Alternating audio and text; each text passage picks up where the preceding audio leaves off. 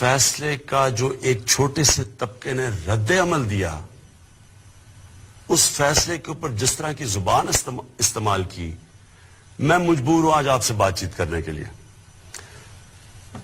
دیکھیں، پہلے ایک چیز سمجھ آئے کہ پاکستان وہ ملک ہے جو دنیا کی تاریخ کا واحد ملک ہے جو مدینہ کی ریاست کے بعد اسلام کے نام پہ بنا ہے. اسلام کے نام پہ بننے کا مطلب یہ ہے کہ پاکستان کا کوئی قانون قرآن اور سنہ کے خلاف نہیں جا سکتا. تو جو ججز نے فیصلہ دیا ہے وہ آئین کے مطابق دیا، اور پاکستان کا آئین قرآن اور سنہ کے تابع ہے. اب جس طرح کی زبان استعمال کی گئی ہے پاکستان کے سپریم کورٹ کے ججز کے اوپر، یہ کہنا کہ وہ فیصلے کے بعد واجب القتل ہے، اور پھر وہی نہیں رکنا، پھر یہ کہنا کہ پاکستان کے جو آرمی چیف ہیں وہ غیر مسلم ہیں، اور جنرلز کو کہا جا رہا ہے اور فوج کو کہا جا رہا ہے کہ آرمی چیف کے خلاف بغاوت کرو. میں پہلے تو ادھر سے شروع کرتا ہوں، اپنی حکومت کی پہلے آپ سے بات کرتا ہوں. دیکھیں، میں بار بار یہ کہہ بیٹھا ہوں کہ پاکستان انشاءاللہ جب ایک عظیم ملک بنے گا تو وہ مدینہ کی جو ریاست کے جو اصول تھے ان پہ چل کے بنے گا. میرا یہ ایمان کا حصہ ہے کہ جب تک ہم جس مقصد کے لیے پاکستان بنا تھا، اسلامی فلاحی ریاست، اگر ہم وہ نہیں بنائیں گے پاکستان کو تو اس کا کوئی مستقبل نہیں ہے. میں یہ بھی سمجھتا ہوں کہ انسان کا ایمان مکمل ہی نہیں جب تک نبی صلی اللہ علیہ وسلم سے انسان عشق نہیں کرتا. ہم نے عملی طور پہ اس حکومت نے وہ کام کیا جو آج تک کبھی کسی نے نہیں کیا، کسی پاکستان کی حکومت نے نہیں کیا. جب ہالینڈ کے اندر وہ جو ڈچ پارلیمنٹیرین تھا، اس نے ہمارے نبی صلی اللہ علیہ وسلم کی شان میں گستاخی کی اور وہ خاکے نکالے، تو واحد مسلمان دنیا میں ہمارا ملک تھا جس نے ان سے کمپلین کیا، فورن منسٹر سے بات کی، ان کے ایمبیسڈر سے بات کی، اور یہ پہلی دفعہ ہوا ہے کہ انہوں نے اس ڈچ پارلیمنٹیرین سے خاکے وڈرا کروائے، وہ واپس ہٹے. یہ کبھی پہلے نہیں ہوا. پھر واحد پاکستان پہلی دفعہ ہم نے OIC جو مسلمان ممالک کا جو آرگنائزیشن ہے، اس پہ جا کے ہم نے ایشو اٹھایا، اور یونائٹڈ نیشنز میں ہمارے فورن منسٹر نے پہلی دفعہ یونائٹڈ نیشن میں ایشو اٹھایا. اس کا نتیجہ کیا ہوا کہ European court of human rights اس نے پہلی دفعہ فیصلہ کیا کہ نبی صلی اللہ علیہ وسلم کی شان میں گستاخی کرنا آزادی رائے میں نہیں آتا. یہ پہلی دفعہ ہوا ہے. میں صرف آپ کو یہ بتا رہا ہوں کہ ہم یہ صرف باتیں نہیں کرتے، ہم نے عملی طور پہ کر کے دکھایا ہے کہ ہم واقعی اپنے نبی صلی اللہ علیہ وسلم کی شان میں کسی قسم کی گستاخی نہیں دیکھ سکتے.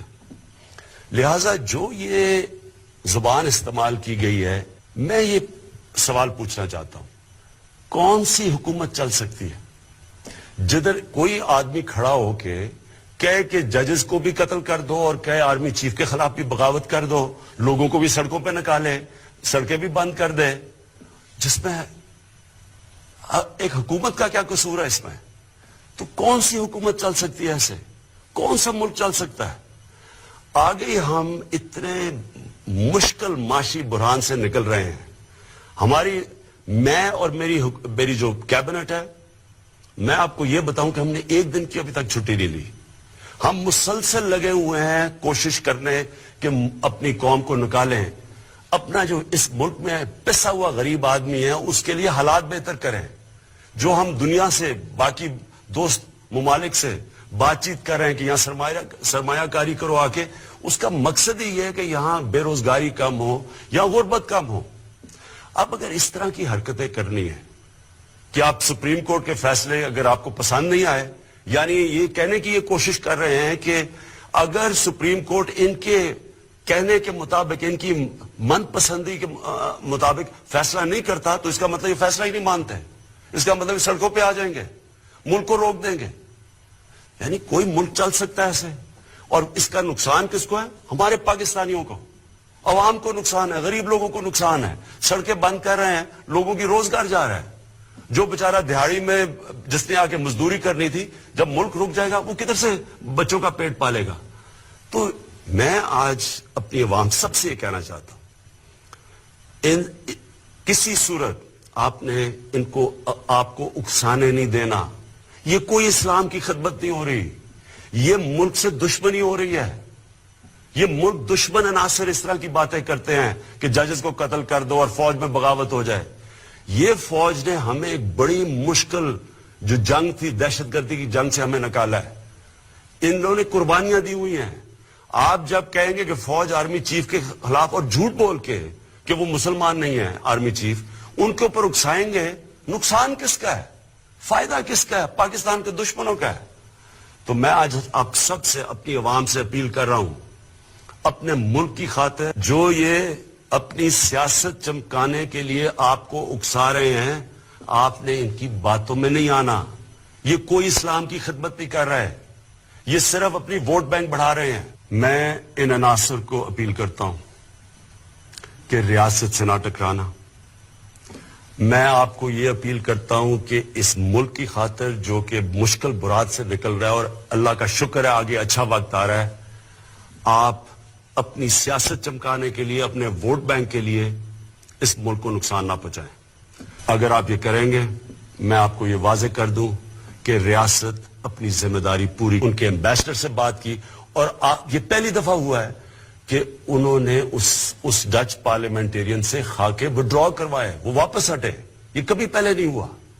پھر واحد پاکستان, پہلی دفعہ ہم نے OIC جو مسلمان ممالک کا جو آرگنائزیشن ہے, اس پہ جا کے ہم نے ایشو اٹھایا, اور یونائٹڈ نیشنز میں ہمارے فورن منسٹر نے پہلی دفعہ یونائٹڈ نیشن میں ایشو اٹھایا. اس کا نتیجہ کیا ہوا کہ European court of human rights, اس نے پہلی دفعہ فیصلہ کیا کہ نبی صلی اللہ علیہ وسلم کی شان میں گستاخی کرنا آزادی رائے میں نہیں آتا. یہ پہلی دفعہ ہوا ہے. میں صرف آپ کو یہ بتا رہا ہوں کہ ہم یہ صرف باتیں نہیں کرتے, ہم نے عملی طور پہ کر کے دکھایا ہے کہ ہم واقعی اپنے نبی صلی اللہ علیہ وسلم کی شان میں کسی قسم کی گستاخی نہیں دیکھ سکتے. لہذا جو یہ زبان استعمال کی گئی ہے, میں یہ سوال پوچھنا چاہتا ہوں, کون سی حکومت چل سکتی ہے جدھر کوئی آدمی کھڑا ہو کے کہے کہ ججز کو بھی قتل کر دو, اور کہے آرمی چیف کے خلاف بھی بغاوت کر دو, لوگوں کو بھی سڑکوں پہ نکالے, سڑکیں بھی بند کر دے, جس میں ایک حکومت کا کیا قصور ہے اس میں؟ تو کون سی حکومت چل سکتی ہے ایسے؟ کون سا ملک چل سکتا ہے؟